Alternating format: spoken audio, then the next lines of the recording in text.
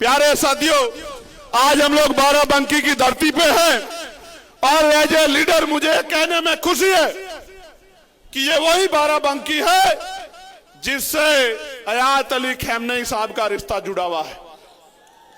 ये वही बाराबंकी है और वो अपने राज्य में, वहां अपने देश में राज करते थे, अपने लोगों के लिए कानून बनाते थे। उनकी शहादत हो गई, मगर मैंने उनके बारे में जब पढ़ा, एक बात मुझे एज ए लीडर उनकी बहुत पसंद आई और मैं उनको सैल्यूट करता हूं कि उनको पता था कि उन पे हमला होने वाला है। उनको बताया गया सुरक्षा एजेंसियों के द्वारा कि आप पे हमला होगा, आपकी हत्या हो सकती है। तो उस शेर दिल बहादुर शहादत प्राप्त करता उस नेता ने कहा कि पहले मेरे देश के 9 करोड़ लोगों को सेव करो, फिर मेरी सुरक्षा के बारे में सोचो। वरना नेता ये कहते हैं, वरना नेता कहते हैं कि पहले मेरी सुरक्षा करो, जनता मरती है तो कल की मरती आज मर जाए।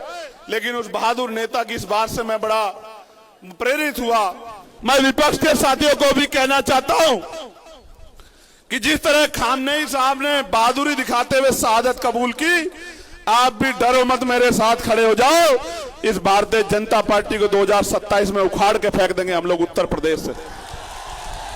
आप डरो मत, विपक्ष के साथियों डरो मत, मुकाबला करो। शहादत जिनके हिस्से में शहादत आएगी, समाज उनको याद भूलेगा नहीं। और जो लोग अंदर से समझौता करके बीजेपी का काम करेंगे, समाज उनको भी भूलेगा नहीं। मेरी बात को आप याद रखना। और प्यारे साथियों, मैं कहना नहीं चाहता, लेकिन यह भी सच है कि अगर सत्ता का संरक्षण कुछ लोगों को नहीं होता तो चंद्रशेखर आजाद को अब शब्द कहने से पहले शेर का दिल चाहिए। गीदड़ बिल्ले जो हैं वो चंद्रशेखर पे टिप्पणी नहीं कर सकते, लेकिन सत्ता के संरक्षण में ऐसे लोगों को बढ़ावा दिया गया कि वो इस तरह की टिप्पणी करके माहौल खराब कर सके। मैं ये भी जानता हूं कि उनके पीछे कौन है, मैं इस बात को जानता हूं। मेरी इंटेलिजेंस भी कम नहीं, मैं जानता हूं कि उनके पीछे कौन है। और मैं उन तमाम साथियों को कहना चाहता हूं, मैं पहले तो उस भाई का धन्यवाद दूंगा। इसलिए धन्यवाद दूंगा क्योंकि उसने, उसकी बार बार के हमले ने, जो उसने लाइव आके किया, मेरे सोए हुए लोगों को जगाने का काम किया और बहुजन समाज के लोगों में भाईचारा पैदा करने का काम किया। मैं इसके लिए उस भाई का धन्यवाद देता हूं और उसको मैं ये बताना चाहता हूं, उसको भी, उसके आका को भी, कि याद रखना मेरा नाम एडवोकेट चंद्रशेखर आजाद है। मैं किसी का कर्ज उधार नहीं छोड़ता हूं। राजकाज बनने दो, सूद समेत अगर कर्ज नहीं उतारा तो मेरा नाम चंद्रशेखर आजाद नहीं, याद रखना। प्यारे साथियों, मैं इसलिए नहीं कहना चाहता उन लोगों पे कुछ भी, क्योंकि वो एक सोची समझी साजिश से काम कर रहे हैं। उनको पता आजाद समाज पार्टी ताकत बना रही है और वो ये भी जानते हैं कि चंद्रशेखर आजाद और तमाम साथी आजाद समाज पार्टी के मरने मिटने को तैयार हैं, लेकिन बहुजन समाज के अधिकारों को छीनने नहीं देंगे। इसलिए वो जानबूझ के हमारे जो नौजवान शक्ति है उसको पथ भ्रष्ट करना चाहते हैं, उनका ध्यान इधर उधर करना चाहते हैं। मैं आपको कहना चाहता हूं, ऐसे किसी व्यक्ति पे मत ध्यान दो, अपने काम पे ध्यान दो। अगर आप मेरी बात पे पहरा देके अगले 6-7 महीने उस पे काम करते रहे, मैं गारंटी से कह सकता हूं कि पूरे उत्तर प्रदेश में किसी गरीब की तरफ आंख उठाने वाला कोई गुंडा बचेगा नहीं। मेरी बात को आप याद रखना। प्यारे साथियों, उत्तर प्रदेश के क्या हाल है? उत्तर प्रदेश में ऐलानिया कत्ल हो रहे, ऐलानिया कत्ल। अभी बदायूं में ऐलानिया कत्ल हुआ। 2 महीने पहले सुधीर गुप्ता जी ने एप्लीकेशन दी कि मेरी जान को खतरा है, मुझे धमकियां मिल रही है, लेकिन उस बात को नजरअंदाज कर दिया गया।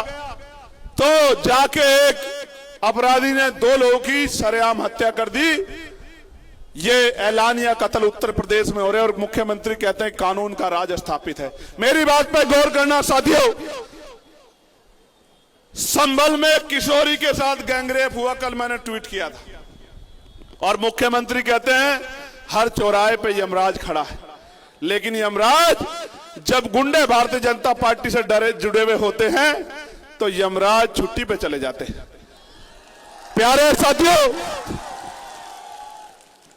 कब साड़ के मां को मार दिया गया, बेटी को उठा ले जाया गया और बेटी का चीरहरण मीडिया के माध्यम से हुआ और उस परिवार से जो वादे किए थे वो पूरे नहीं किए। मैं जाऊंगा परिवार से मिलने, वहीं आंदोलन करूंगा, जब तक उस परिवार की मांगे पूरी नहीं होगी मैं नहीं बैठूंगा चैन से। और रामपुर के बिलासपुर में भी एक पुलिस की जवान के द्वारा गोली मार के हत्या कर दी गई थी, उनके साथ भी सरकार ने वादे किए थे। हाथरस के परिवार के साथ भी सरकार ने वादे किए थे, एक भी वादा पूरा नहीं किया। मैं विपक्ष के साथियों को भी कहना चाहता हूं कि जिस तरह खामनेई साहब ने बहादुरी दिखाते हुए शहादत कबूल की, आप भी डरो मत, मेरे साथ खड़े हो जाओ। इस भारतीय जनता पार्टी को 2027 में उखाड़ के फेंक देंगे हम लोग उत्तर प्रदेश से। आप डरो मत, विपक्ष के साथियों डरो मत, मुकाबला करो। शहादत जिनके हिस्से में शहादत आएगी, समाज उनको याद भूलेगा नहीं। और जो लोग अंदर से समझौता करके बीजेपी का काम करेंगे, समाज उनको भी भूलेगा नहीं। मेरी बात को आप याद रखना।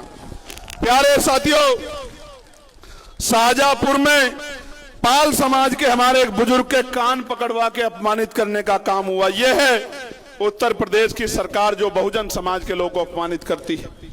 इसलिए बहुत सारी घटनाएं जो मेरी जानकारी में है, भदोही में मामूली से हेडपंप के विवाद में जयसलाल सरोज जो चौकीदार थे, पेट्रोल डालकर जलाकर मार दिया। यह है कानून व्यवस्था।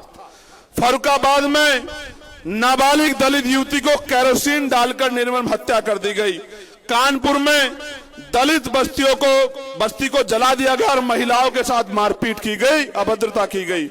जौनपुर में 8 मार्च को थाना जाफराबाद में यश गौतम की 16 साल के बच्चे की हत्या की गई। जौनपुर के थाना खुटन में राजीव गौतम की हत्या की गई। थाना लाइन बाजार में बस चालक ललई यादव की हत्या कर दी गई। थाना जाफराबाद में प्रेमचंद यादव की जो जन सेवा केंद्र चालक थे, उनकी निर्मम हत्या कर दी गई।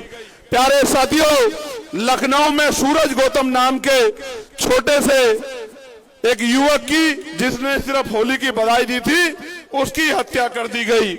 मोहम्मद उन्ने नाम के नाबालिग छात्र की सर पे गोली मार के लखनऊ प्रदेश की राजधानी में हत्या कर दी गई। बालागंज में निषाद समाज की युवती की निर्मम हत्या दुष्कर्म का विरोध करने पे कर दी गई। बाराबंकी में मोहम्मदपुर थाना क्षेत्र से 100 मीटर की दूरी पे निषाद समाज की बच्ची की पेट्रोल डालकर जिंदा जलाकर हत्या का मामला सामने आया। और प्रयागराज में दलित छात्रों के साथ भेदभाव का इतना बड़ा मामला सामने आया। ये सारी बातें इस बात की गवाही देती हैं कि उत्तर प्रदेश में, और छोड़िए, जिस तरह का घटनाक्रम आपने यहां देखा कि रोज सरेआम गुंडागर्दी घुसने नहीं देंगे, पैर तोड़ देंगे। मैं चमड़े की चप्पल पहन के आया